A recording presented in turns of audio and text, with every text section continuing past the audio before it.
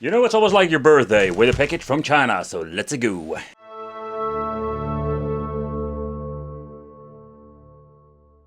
JM Marken, or how do you pronounce this, is actually one of those different companies that try to take on Super Console X in China. So what you're going to get actually are these very nice briefcases with just an Android box. Yep, they're not putting even a sticker or some of these things. This is actually T95Q, an Android box you can pick up for a couple of freaking euro. And slap an Emulation SD card in it and you have yourself a machine that can play all kinds, better said thousands of old school games. It comes also with the name Hyperbase C1, the round shaped Android box with some Emulation on it. But let's talk about another one. I just want to point out that the JMs go all with the same cases, doesn't matter what kind of model you're buying, they all have the same ones. It comes with the C1, the R1, but also the Retro Monster. And I must say the overall quality of these cases are just okay. Where the previous round shaped version Android box was feeling quite cheap, this TX3 model that is also called the Hyperbase R1. This is a case of cheap to the cheap, absolutely, because the TX3 feels really cheap. And I think if you're going to search in certain, let's say in similar books like this, you're just going to find yourself paying maybe like $20 for it. So this device is absolutely, in my opinion, overpriced. And of course with the remote, because it's actually just an Android box. The third one and the final one is the last released version, what I know of is the Retro Monster. It comes with different controllers now. With the previous one came with, let's say, non-PlayStation 2 fake controllers, but we're going to talk about that later. The case design of the third model, also called the Retro Monster. Yeah, I can tell you it's everything but a Retro Monster in my opinion. Oh, of course, depends how you look at it. The thing is, the case is just an Android box, but I have no idea which particular one it is because they swapped everything out. And they actually did some more effort with this third model. But when it comes to the specifications, it's nothing really interesting or something that we haven't seen before. But the overall design, yeah, it's an Android box with Emulation and some custom stickers on it. Specification wise, when you're looking at the Hyperbase C1, the round shaped Android box comes with the S95X3 that we have seen a gazillion times in the Android boxes, combination with the G31 Mali that is a GPU, 4 GB of RAM, comes also with Emulation 4.5. Looking at the cheap model, the TX3, so this device has the same kind of chipset, same kind of specifications. The difference is that this thing absolutely has a horrible build quality and they didn't even put the extra effort in it for putting a sticker on it. The last version is the Logic S95X4 model. Nowadays we do see this more often, and the Retro Monster is not absolutely monster compared with the previous models. The case itself, they did put some more effort in it, but specification wise it's mostly the same and a minor upgrade of the previous models. Also, it comes with a Emulation version 4.6 and test version or something of kind of it. Nevertheless, when it comes to this, yeah, it's a minor upgrade of the previous models in every single way. The Hyperbase C1 and the Hyperbase R1, both of them will come with the same configuration when it comes to the power supply. Hey, they're listening to, let's say, the community, putting in power supply with a switch in there, so that's very cool. And then we're going to get ourselves the very weird looking controllers. Not a big fan of them. The form factor is quite comfortable, but the overall quality of the joysticks and also the buttons, they are not really comfortable, especially the D-pad. If you want to play some adventure games or fighting games, yeah, it's difficult to break, but the overall quality is pretty damn poor. So where with the Retro Monster they improved it, and I do have the idea that watching my videos and realizing they need to give some better controllers. They are like the better quality PlayStation 2 wireless 2.4 GHz controllers with a very nice touch of buttons, because especially when you're feeling the A, B and XY buttons, and a very nice analog stick and a decent enough D-pad and the same power supply. So where the Hyperbase C1 and R1, the cheap Android boxes, yeah, both will have the same specifications and overall the same result. And I think it's a little bit unfortunate simply because when you're looking at the stuff that can actually play on this, yeah, it's the same like the first generation of Super Console X. Yep, we do have more options, even have some PlayStation Portable, but the performance, in my opinion also here, it's not that great. And all the way up to PlayStation 1 will be fine. Looking up into, let's say, the different model, when you're looking at the Retro Monster, yeah, there we're going to get maybe some better performance, but the TX3 was the same story, cheap to the cheap box, but then we're going to get ourselves the same kind of shenanigans. We have maybe the same kind of logo or a different theme sometimes, but the performance and overall is the same. So if you want to play the higher end stuff, Dreamcast, PlayStation Portable and 64, there we're going to be having a lot of struggles. And not even talk about the TX3, or also known as the Hyperbase R31, is absolutely having a horrible overall, let's say, cooling solution, or not at all. The Retro Monster was an improvement in every single way.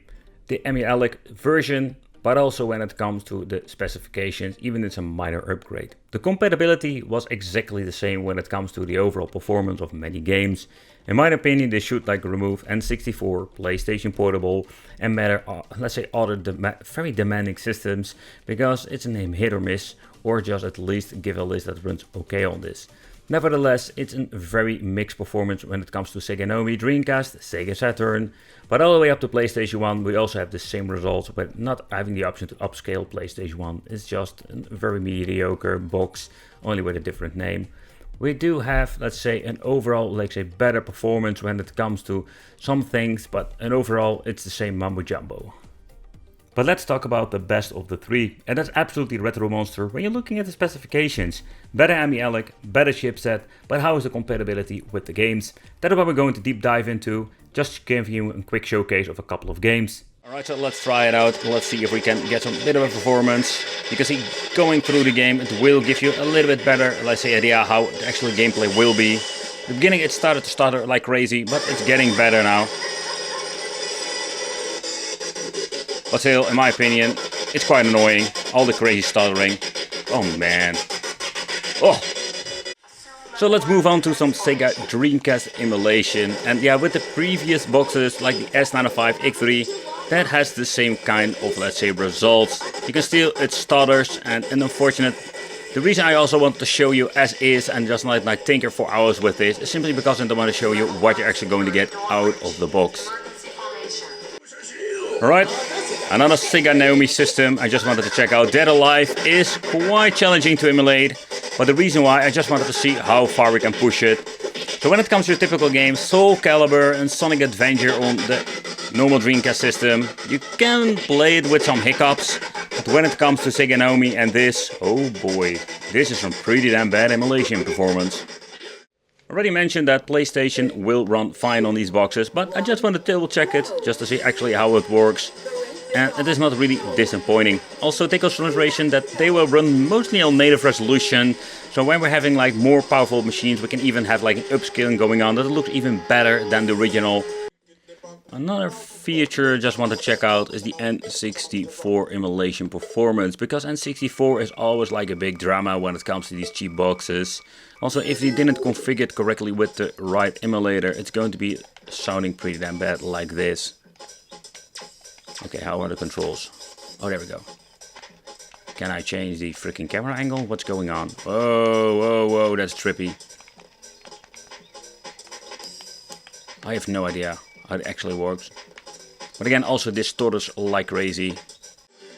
But PlayStation Portable is not going to be any better when it comes to the previous models. Yeah, the only thing that we can actually play on this is just some basic two-dimensional stuff that will have some glitches, as you can see on the background. It's still playable, not crazy hiccups. But that's it. Better than this, it's not going to be any better than this, not really. And again, same like N64, you should check out some mini PCs with Botocera. There we're going to get so much better performance for your money. I like in general that the overall, let's say, way how it works pretty damn cool. So first of all, if you want to go into the Retroarch and mess around with the controls, you need to press both joysticks. So here you're going to get inside the Retroarch itself, where we can make a quick load, you can make a quick save. In what we mentioned, you can check out the controls if you have any problems or make a screenshot. So that is something that I find very cool, and even have the option to implement cheat if you just want to do that. Another thing is if you want to get out of this, press the both joysticks again. If you want to reset it, so automatically they have reconfigured everything to the mode and start. So when pressing this the first time, it will give you a message. If you want to quit, do it another time, press another thing, and you're just going to be basically quitting the game. Here we go into the advanced options. What you can do always with this, I just wanted to show you, is not pressing the wrong button and keep pressing the freaking A button, the freaking Chinese. But But advanced game options, here we can basically like mess around with the emulator if you're having problems. And like I have seen before, you can mess out with, let's say, putting it on auto, or saying I just want to force this particular game to the FlyCast emulator. Yep, FlyCast, I think there's a lot of option with this. We have FlyCast K or something like that. Personally, I don't know that. And here we can mess around with the filtering and everything else. So yeah, we're just going to check it out. Let's see if we're going to get a little bit better performance. In the end, jmgo is one of those bands they released, and is it something special? Yeah, not really. It are just Android boxes without or with stickers on it, and no extra cooling or improvement when it comes to the main board or the case design itself. Yeah, so the overall performance is the same that we have seen gazillion times with different boxes, including Super Console X. In my opinion, Kinhang does a better job with custom cases and better cooling.